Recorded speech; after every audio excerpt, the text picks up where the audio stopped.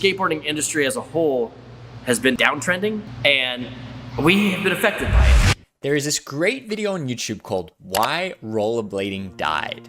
It covers how rollerblading was one of the fastest growing sports of all time in the 90s, only to fizzle out 10 years later. The nail in the coffin was in 2005 when the X Games cancelled all rollerblading events and basically downgraded it from extreme sport to fad. This led to all the sponsorship dollars drying up and basically the industry collapsing in on itself. That's really cool, Ricky. I don't really care about rollerblading. Talk about skateboarding. Okay, well, if that happened to rollerblading, could that happen to rollerboarding? Skateboarding can't fizzle out and die, right? Right? The Berrics recently announced that they are moving out of their private skate park. We have a big announcement, everybody. We're moving. We're moving, guys. The skate park was a symbolic cornerstone of the skateboarding industry, where all the top pros come and try their best tricks in a controlled environment. They didn't announce the move was due to hard times, but I can only speculate that the giant warehouse in LA isn't that cheap, and with the industry declining and inflation rising, moving out seems like more of a necessity to survive. Andy Schrock from Revive Skateboards also posted this video yesterday where he explains a similar situation in a much less dramatic and ambiguous fashion. I have some bummer news, and I'm gonna tell you, things are changing here at Revive Skateboards in the Shred Quarters. We finally had to kind of lower our overhead, and we'll be moving the distribution warehouse into this one. If you've been watching for a long time, you remember that this room used to have a skate park and our boards and stuff. Well, we're gonna go back to that. Times are tough and we're scaling back, and it's affecting some of the lives here in our little Shred Quarters family. Unfortunately, we're having to drop some of our staff. And that hurts. That's really where I feel like a failure.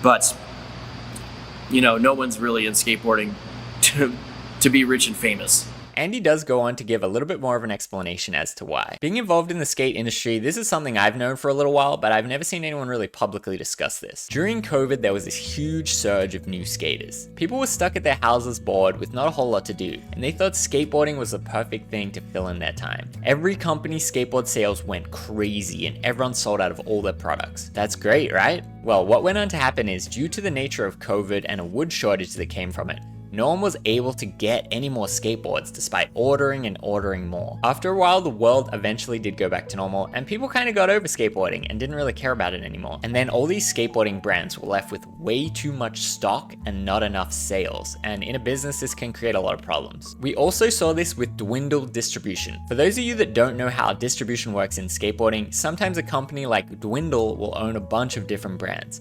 In this case, it's these ones.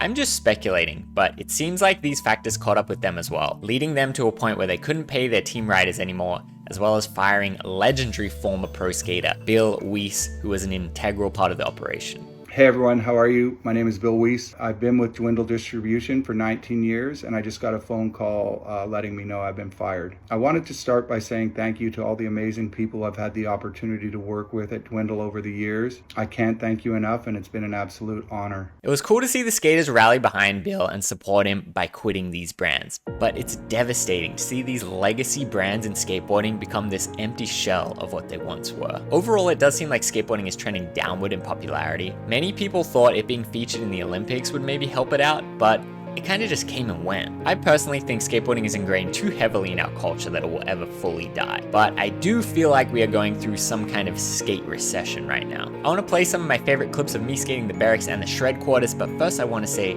skateboarding will always be a big part of my life, regardless whether or not I'm making a living from it or despite what the industry is doing. But I did want to give my condolences to these big companies that have YouTube channels in their own private indoor skate parks. If I was a part of a skate company YouTube channel that had a big indoor skate park, I might be a little worried. Cut to the montage.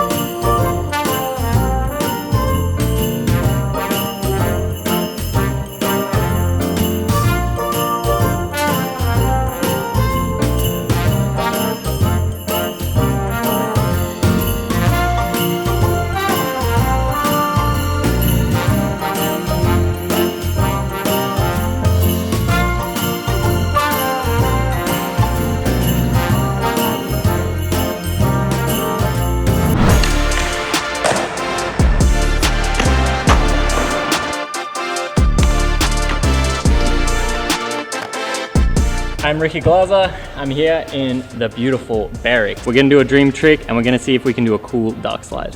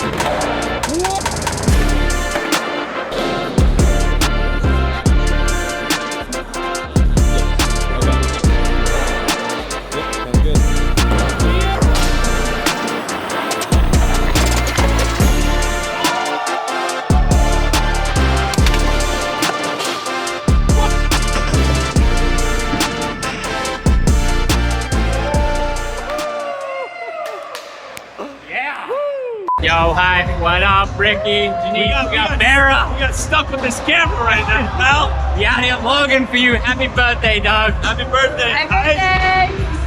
Look at this